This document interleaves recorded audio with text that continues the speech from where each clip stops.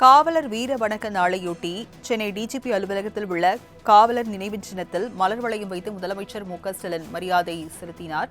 Chennai DGP அலுவலகத்தில் உள்ள காவல் நினைவு சின்னத்தில் மலர் வளையம் வைத்து முதலமைச்சர் மு.க.ஸ்டாலின் மரியாதை செலுத்தியிருந்தார். அந்த காட்சிகளை பார்த்தோம்.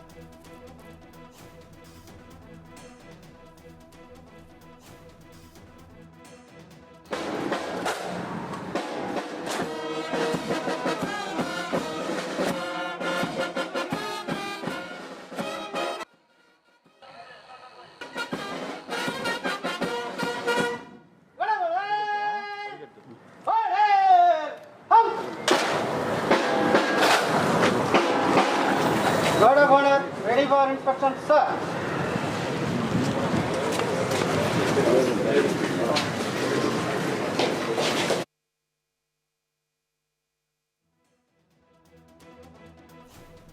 காவலர் வீர வணக்க நாளையொட்டி சென்னை டிஜிபி அலுவலகத்தில் உள்ள காவல் நினைவு சின்னத்தில் மலர் வளையம் வைத்து முதலமைச்சர் மு.க.ஸ்டாலின் மரியாதை செலுத்திய பின் காவலர்களின் மரியாதையை ஏற்றுக்கொண்ட அந்த காட்சிகளை பார்த்தோம். கூடுதல் விவரங்களை செய்தியாளர் சுரேஷ் வழங்க கேட்கலாம். சுரேஷ், விவரங்களை பதிவு பண்ணுங்க. வணக்கம்.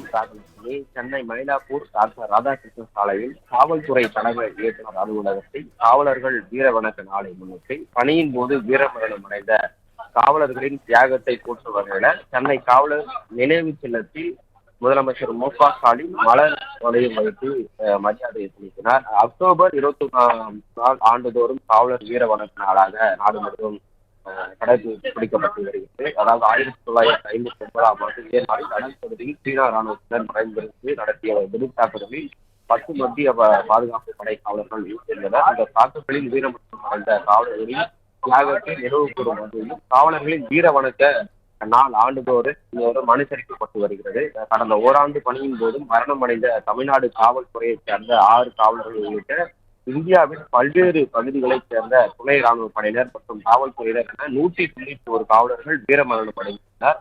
இன்று கடந்த ஓராண்டில் வீரமரணம் அடைந்தவர்களுக்கு வீர வணக்கம் செலுத்த வகையில் தமிழ்நாடு காவல்துறை தலைமை இயக்குநர் அலுவலகத்தில் அமைந்துள்ள காவலர் நிலையத்தில் காவலர் துறை தலைமை பொறுப்பு இயக்குநர் வெங்கட்ராமன் மலர் வளையம் வைத்து மரியாதையை செலுத்தினார். மறைந்த காவலரின் தியாகத்தை நினைவு கொண்டார். மற்றும் மேற்கு வங்க முன்னாள் ஆளுநரும் ஓய்வு பெற்ற முன்னாள் தேசிய பாதுகாப்பு ஆளுநருமான நாராயணன், சென்னை மாவட்ட ஆட்சியர் ராஷ்டிகா, சித்தார்த் சிவடா, முன்னாள் டிஜிபிகள், ராணுவ, கடற்படை, விமானப்படை மற்றும் உயர் அதிகாரிகளும் கலந்து கொண்டனர். அதாவது அதுக்கு முன்பாகவே இறந்த காவலர்களுக்கு 2 நிமிடங்கள் மௌன அஞ்சலி என்பது செலுத்தப்பட்டு துப்பாக்கி குண்டுகள் மூலம் மரியாதை என்பதும் செலுத்தப்பட்டது. அதனைத் தொடர்ந்தான் வீர வணக்க நாளுக்கு காவல்துறையினர் உறுதிமொழியில் ஏற்றுக்கொண்டனர்.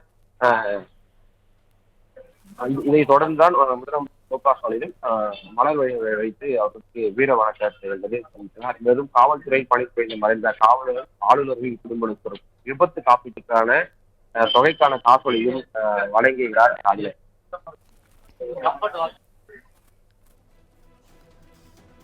விவரங்களை வழங்கியதற்கு நன்றி சுரேஷ்.